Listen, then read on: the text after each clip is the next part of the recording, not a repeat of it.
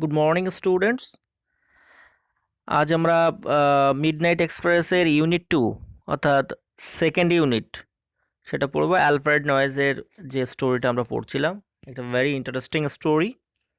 হ্যাঁ, ghost story বলেও এটাকে বলতে পারো, অসুবিধা নেই। তার সেকেন্ড ইউনিটটা অর্থাৎ পরের অংশ, দ্বিতীয় পার্ট আমরা পড়বো, লেসন 11 মিডনাইট এক্সপ্রেস। তো চলো শুরু করা যাক, লেটস কন্টিনিউ। আমরা এর আগে একটু বিষয়টা মনে করে নিই যে মর্টিমার বলে যে একটা শিশু বাচ্চা ছিল, সেই বাচ্চা ছেলেটা কি তার ছোটবেলায় তার ফাদার্স লাইব্রেরি, যেখানে বইটা উপরের দিকে রাখা ছিল এবং সেগুলো বাচ্চাদের হয়তো পড়া forbidden to read this book, সেই জন্য সে বইটা দিনের বেলায় তার বাবার কাছ থেকে চেয়ে নিতে পারতো, কিন্তু যেহেতু সেটা তাকে দিত না, সেটা পরে সে বাধ্য হয়ে সেটা রাত্রে একা একা নিয়ে পড়তো এবং PS50-র বেশি কোনো দিনই সে পড়তে পারেনি, because of fear and illustration on the page 50 of the book. সে বইয়ের পেজ 50-তে ইলাস্ট্রেশন ছিল, সেই ইলাস্ট্রেশনটা তাকে সবসময় he became afraid of the illustration. The reason is unknown, কারণটা কিন্তু অজানা, কোনো একটা কারণে ভয় পেত। সেই ইলাস্ট্রেশনটা পেজ 50-তে দেখেছিল। তাহলে সেকেন্ড ইউনিটে আমরা কি দেখছি? বা তার আগে আমরা ফার্স্ট ইউনিটে পেরেছি মর্টিমার বড় হয়ে গেছে, একটা রেল স্টেশনে ওয়েট করছে। দেখো, there was a single dull lamp glowing. সেই মর্টিমার যে স্টেশনে ওয়েট করছিল ট্রেনের জন্য, waiting for the train in the dark and empty junction, সেই ডার্ক অ্যান্ড এমটি জাংশনে ওয়েট করছিল, যেটা আমরা ইউনিট 1-এ পড়েছি। ইউনিট 2-তে দেখো সেই স্টেশনেতে একটা সিঙ্গেল ডাল ল্যাম্প। ল্যাম্পটা কি এক সিঙ্গেল ল্যাম্প, দেখো বলেনি যে অনেকগুলো ল্যাম্প। এখন যেরকম এলইডি বাল্ব, এর যে তোমার ব্রাইটনেস, চারিদিকে প্রচণ্ড পরিমাণে সাদা একদম আলো, ব্রাইটনেস একদম ঝলমলে আলো করে দেয়, কিন্তু একটু ইয়েলো টাইপের ল্যাম্প হলে একটু আধারি আধারি ভাব ভাব থাকে। আর যদি একটা বড় প্ল্যাটফর্ম, সেই প্ল্যাটফর্মে একটি মাত্র ল্যাম্প থাকে, তাই বলছে দেয়ার was a single dull lamp glowing. সেখানে একটি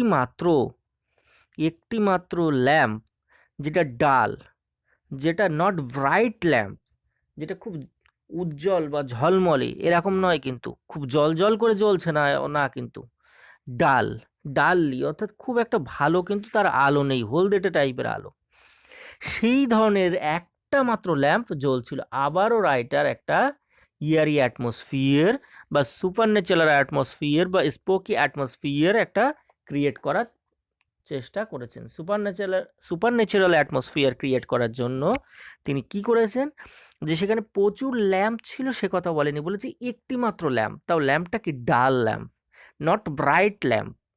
ক্লিয়ার? আবারও তিনি একদম সচেতনভাবে, consciously, he wanted to create a super natural atmosphere to create fear in the mind of reader. যারা পাঠক, যারা পড়বে, তাদের মাইন্ডে একটা ফিয়ারফুল অ্যাটমসফিয়ার ক্রিয়েট করার জন্য, তাদের মনেও যেন একটা ভয়ের পরিবেশ তৈরি হয়, অ্যাটমসফিয়ার ক্রিয়েট হয়, সেজন্য তিনি সচেতনভাবে এই জিনিসগুলো ইউজ করছেন। যে সিঙ্গেল ডাল ল্যাম্প, বোঝা গেল? ডাল মানে নট ব্রাইট, মনে রাখবে, খুব একটা ব্রাইট নয়, ঝলমলে নয়, উজ্জ্বল নয়। তাহলে সেই রকম একটা লাইট জ্বলছিল, তার মানে অ্যাকচুয়ালি বলা যেতে পারে যে তোমার স্টেশনের বাকি অংশটা প্রায় অন্ধকারেই ছিল, ওই কোনো মতে একটা আলো জ্বলছিল। Mortimer in the lamp light suddenly noticed a dark and solitary figure he knew. সেই যে ল্যাম্প লাইট, সেই ল্যাম্প লাইটের মধ্যে মর্টিমার হঠাৎ করে কি দেখলো, একটা ডার্ক অ্যান্ড সলিটারি ফিগার, সেই একটা কালো একাকী একটা ছায়ামূর্তি। যেহেতু অন্ধকার প্ল্যাটফর্ম বলা চলে, একটা ল্যাম্পে একটা প্ল্যাটফর্ম কভার করতে পারে না, তাই সেই তার মধ্যে একটা কিন্তু ডার্ক এবং সলিটারি ফিগার কিন্তু সেখানে দেখলো, যে টিম করে যে একটা আলো জ্বলছিল, সেই আলোয় মর্টিমার দেখলো একটা লোনলি, সলিটারি মিন্স লোনলি, একটাই মাত্র ফিগার দেখলো, কালো ছায়ামূর্তি। ঠিক আছে? তার মানে কালো ছায়ামূর্তি মানে একটা ভুতুড়ে ভুতুড়ে ভাব, একটা ঘোস্টলি অ্যাটমসফিয়ার। ঠিক আছে?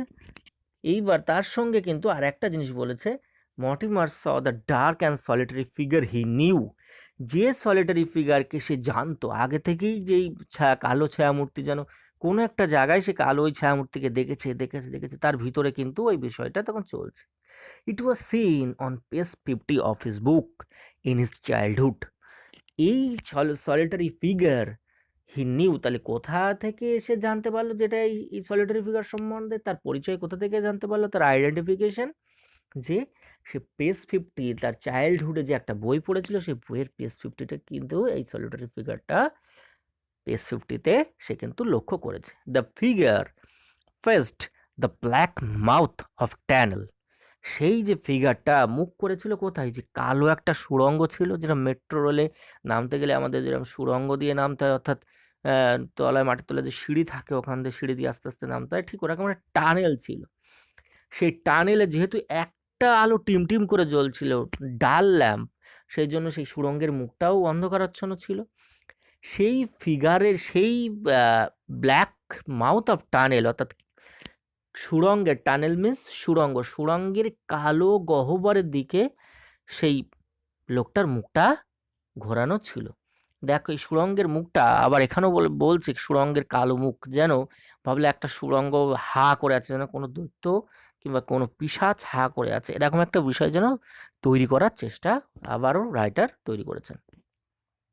মর্টিমার্স ইনস্টিংস ওয়্যার অ্যারাউজড, মর্টিমারের যে সহজাত প্রবৃত্তি, অর্থাৎ ভিতরে যে একটা জানবার ইচ্ছে, একটা কৌতূহল, যে কি ব্যাপার, আমি তো পেজ 50তে এটা পড়েছি, সেই লোকই কি এখানে দাঁড়িয়ে আছে, কে ওই লোকটি, কেন আমার ভয় লাগতো, এই বিষয়ে জানার জন্য তার ভিতরে যে ইনস্টিংস, তার সহজাত প্রবৃত্তি, তার ন্যাচারাল থিঙ্কিং বা ন্যাচারাল থিঙ্কিং ম্যাটার্স, সেগুলো আস্তে আস্তে অ্যারাউজড হলো। অ্যারাউজড মিন্স জেগে ওঠা, ইনস্টিংস মিন্স সহজাত প্রবৃত্তি। He walked quickly towards the figure and looked into his face, সে খুব তাড়াতাড়ি দ্রুত পায়ে সেই ফিগারটির দিকে হেঁটে গেল এবং লুকড ইনটু ইটস ফেস, যেহেতু তার মুখটা সুড়ঙ্গের দিকে ঘোরানো ছিল এবং একটা আলো ডাল ল্যাম্প, অর্থাৎ টিমটিম করে জ্বলছিল, খুব ভালোভাবে জ্বলছিল না, সেই জন্য সে তার কাছে গিয়ে তার মুখটা দেখার চেষ্টা করলো। মর্টিমার ওয়াজ শকড, মর্টিমার তার মুখের দিকে তাকিয়েই একদম হতচকিত হয়ে গেল, ঠিক আছে, অবাক হয়ে গেল, কি হলো হ্যাঁ, যে সে এক্সপেক্ট করেনি যে এইরকম একটা কিছু দেখবে। তাহলে মর্টিমার যেই সেই দ্রুত ছায়ামূর্তির দিকে হেঁটে গিয়ে তার মুখের দিকে তাকালো, তাকিয়েই মর্টিমার চমকে উঠল। What happened, why shocked, why Mortimer shocked, কেন মর্টিমার শকড হলো, ওয়াই ডিড হি শক, কেন শক পেয়েছিল, তাহলে আমরা দেখি। He was staring into his own face, সেই মর্টিমার যে ছায়ামূর্তিটার দিকে তাকালো, সেই ছায়ামূর্তিটার মুখ এবং তার মুখ, দুটো মুখই যেন সিমিলার, একদম একই মুখ। তাই বলছে he was staring into his own face, সে তাকিয়ে দেখলো সে যেন তার নিজের মুখের দিকেই তাকিয়ে আছে। স্টেয়ার মানে তাকানো, স্টেয়ার থেকে স্টেয়ারিং করা হয়েছে, নিজের মুখের দিকেই তাকিয়ে আছে। তাই এই ব্যাপারটা দেখে মর্টিমার কিন্তু চমকে উঠল। হি ওয়াজ শকড, শকড পেল। এ wave of panic search through Mortimer, তখন মর্টিমারের সারা শরীর দিয়ে একটা প্যানিক, প্যানিক মিন্স ভয় বা ভীত হওয়া, ঠিক আছে, সেই প্যানিকের স্রোত, ওয়েভ মানে ঢেউ বা স্রোত, ভয়ের যে স্রোত সারা শরীরটা একেবারে ভয়ে গ্রাস করে নিল। অর্থাৎ তার স্পাইনাল কর্ড দিয়ে, তার সুষুম্না কাণ্ড দিয়ে যেন একটা ভয়ের ঠান্ডা স্রোত বয়ে গেল, সারা শরীর যেন ভয়ে শিহরিত হতে লাগলো, কাঁপতে লাগলো, ঠিক আছে, সার্জড হতে লাগলো, সারা শরীরটা দখল করে নিল ভয়। সার্জ মিন্সড, এখানে আমরা বলতে পারি যে আস্তে আস্তে শরীরের ভিতরে ভয় আস্তে আস্তে তৈরি হওয়া, ফুঁসে ওঠা, সোয়েলড আপ, ঠিক আছে, ক্যাপচার হিম, সেই ভয়টা তাকে আস্তে আস্তে ক্যাপচার করে নিল। যেরকম পুকুরে টুকুরে ঢিল ফেললে, হ্যাঁ, যেমন সেই জলটা চারিদিকে আস্তে আস্তে রিফিলিং হয়, ছড়িয়ে পড়ে, ঠিক তেমনইভাবে যেন সেই ভয়ের যে অনুভূতি, সেই অনুভূতিটা তার শরীরে আরো প্রবল হয়ে উঠলো, তাকে সেই হরর, ঠিক আছে, সেই হরিফিক অ্যাটমসফিয়ার, টেরিফিক অ্যাটমসফিয়ার, সেটা তাকে গ্রাস করে নিচ্ছিল, যেন এনগালফ করে নিচ্ছিল। হি টার্নড, তখন সে আর কি করবে, কিছু বুঝতে পারছে না, তখন সঙ্গে সঙ্গে তার মুখের দিক থেকে অন্যদিকে ফিরল, টার্নড অ্যান্ড গ্যাপসড এবং হাঁপাতে লাগলো, and broke into a wild run, এবং সে পাগলের মতো দৌড়াতে লাগলো। ওয়াইল্ড মানে বন্য, বন্যভাবে দৌড়ানো তো হয় না, পাগলের মতো দৌড়াতে লাগলো। প্রচণ্ড ভয় পেয়ে গেছে। He was terrified or horrified, সেই জন্য সে পাগলের মতো দৌড়াতে লাগলো। He stumbled out of the platform and rushed down a moonlit road. সে হোঁচট খেতে খেতে প্ল্যাটফর্ম থেকে নামলো। সেই যে প্ল্যাটফর্মে ওয়েট করছিল সেখান থেকে স্টাম্বলড আউট হয়ে গেল। ভয় পেয়ে দৌড়ালে মানুষকে আর ভালো দৌড়াতে পারে? সে এমনি ভয়ে হাঁপাচ্ছে, গ্যাসপিং করছে। তখন কি করলো, সেখান থেকে কি করলো, সে নামতে গিয়ে স্টাম্বলড আউট হলো, হোঁচট খেলো, এবং রাশ ডাউন আ মুনলিট রোড, এবং চাঁদের আলোয় আলোকিত সেই রাস্তা ধরে সে দৌড়াতে লাগলো। এই যে চাঁদের আলোয় আলোকিত রাস্তা, এই রাস্তার ধারে খুব সম্ভবত মোস্ট প্রবলি পাইন গাছ অথবা দেওদারু গাছ ছিল। এবার সেই গাছের ছায়াগুলো সেটা এখানে নেই, তোমাদের সেই লাইনটা রাস্তার উপরে পড়ে, এবং সেগুলোও যেন একটা ভুতুড়ে অ্যাটমসফিয়ার, ঠিক আছে, eerie atmosphere or supernatural or eerie atmosphere or stocky or haunted atmosphere create করে। সেই জন্য সেই মুনলিট নাইট ইউজ করা হয়েছে, যেখানে একটা আলো আধারি খেলা, অর্থাৎ black shadow and light, shadow and লাইটের জন্য একটা খেলা চলে। মনে হয় একটু ভয় ভয়, মনে হয় আধারে কেউ দাঁড়িয়ে আছে, এই জন্য মুনলিট নাইট করেছে, moonlit road. He could hear the echo of his own footsteps behind him. সে যেহেতু অনেক রাত, সেই জন্য সে যখন দৌড়াচ্ছিল সে তার নিজেরই পায়ের প্রতিধ্বনি সেটা ইকো হয়ে সেই ফুটস্টেপসটা তার পিছনেই যেন সে শুনতে পাচ্ছিল। অর্থাৎ সে দৌড়াচ্ছে, সঙ্গে সঙ্গে আরেকটা ইকো হচ্ছে, মনে হচ্ছে কেউ যেন তাকে পেছন থেকে, সেও দৌড়াচ্ছে, সেও আর একটা মানুষও যেন পেছনে তাকে তাড়া করেছে, তাকে ধরার জন্য চেষ্টা করছে। The footsteps were steadily gaining him. সেই ফুটস্টেপসটা আস্তে আস্তে তাকে কি করছে, স্টিডিলি গেইনিং হিম, যেন সেই পায়ের শব্দ সেই সমান গতিতে তার আস্তে আস্তে তার আরও কাছে চলে আসছে। অর্থাৎ রাস্তায় কোনো লোক নেই, there was no man on the road, he is completely terrified, প্রচণ্ড পরিমাণে ভয় পেয়েছে, and he was running wildly, এবং সেই সময় এই নিঃশব্দ সাইলেন্ট রোডে তার নিজের পায়ের শব্দ নিজেই শুনতে পাচ্ছে, এবং সেই ফুটস্টেপসটা আস্তে আস্তে আস্তে আস্তে ধীরে ধীরে স্লোলি গেইনিং হিম, যেন তাকে ধরে ফেলছে। অর্থাৎ কেউ যেন দৌড়তে দৌড়তে, মনে হচ্ছে কেউ যেন তার পিছনে দৌড়াচ্ছে, দৌড়াতে দৌড়াতে দৌড়াতে দৌড়াতে তাকে প্রায় ধরে ফেললো। অর্থাৎ তার ভিতরে ভয় রয়েছে, ওই ছায়ামূর্তিটাও বোধহয় তার পিছনে পিছনে দৌড়াচ্ছে। তাই বলছে the footsteps were steadily gaining him. সেই যে সেই ফুটস্টেপসটা আস্তে আস্তে তাকে যেন পিছন থেকে ধরে ফেলছে, গেইন করছে। গেইন মিন্স এখানে catching him. Mortimer paused for a moment. Mortimer এক মুহূর্তের জন্য থামলো, স্টপড হলো, যে সত্যি সত্যি তাকে ধরে ফেললো এরকম একটা দেখার ব্যাপার, যে পিছন ফিরে দেখি তো। He was completely shaken with fear. সে প্রচণ্ড ভয় পেয়ে গেছে, ভয়ে থরথর করে কাঁপছে, এরকম একটা পরিস্থিতি। কমপ্লিটলি শেকেন, ভয় তার সারা শরীর যেন নাড়িয়ে দিয়েছে, শেক মানে নাড়িয়ে দেওয়া। He began to run again. সে আবার দৌড়াতে আরম্ভ করলো। Quarter of a mile down Mortimer saw a small white cottage. তারপর সে quarter of a mile down, quarter means 1 মাইলের 1/4 ভাগ, ঠিক আছে। এখানে বা কোয়ার্টার মানে 440 ইয়ার্স অর মোস্ট প্রবলি 400 মিটারের একটু বেশি হবে, এরকম একটা বিষয়। আর 440 years, 1 mile, quarter of a mile means 440 years, গজ 440 গজ। তা সেই 440 গজ দূরে গিয়ে মর্টিমার দেখতে পেলো একটা স্মল, ছোট কিন্তু হোয়াইট, সেই যে ভূতের সঙ্গে একটা হোয়াইটের সম্পর্ক আছে, ঘোস্টের সঙ্গে, দেখো white cottage. Seeking desperate shelter Mortimer pounded on the wooden door. Seeking desperate shelter, Mortimer seeking means খোঁজ করা, ডেসপ্যারেট, একদম ডেসপ্যারেট হয়ে গেছে, রেকলেস হয়ে গেছে, তার একটা আশ্রয়ের অবশ্যই দরকার। সে বেপরোয়াভাবে আশ্রয়ের খোঁজ করছে, যে করে হোক আমার একটা আশ্রয় দরকার, একদম নিরুপায় হয়ে গেছে, ঠিক আছে, হেল্পলেসলি মরিয়া হয়ে যে করে হোক আশ্রয় দরকার, এইরকম ভাবে, এইরকম একটা ডেসপারেট কন্ডিশনে ডেসপারেট হয়ে গেছে মানে মরিয়া হয়ে গেছে, সিক মানে খোঁজা, সার্চ করা। শেল্টার, মর্টিমার পাউন্ডেড মানে জোর, বারবার ধাক্কা দেওয়া।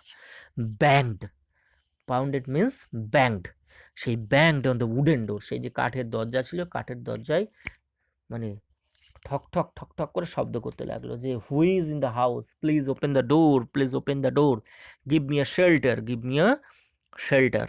তাহলে মর্টিমার কিন্তু একদম প্রচণ্ড ভয় পেয়ে গেছে এবং তার একটা শেল্টারের দরকার।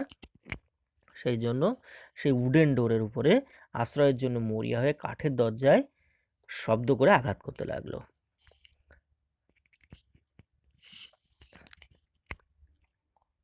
He heard heavy footsteps coming down creaking stairs.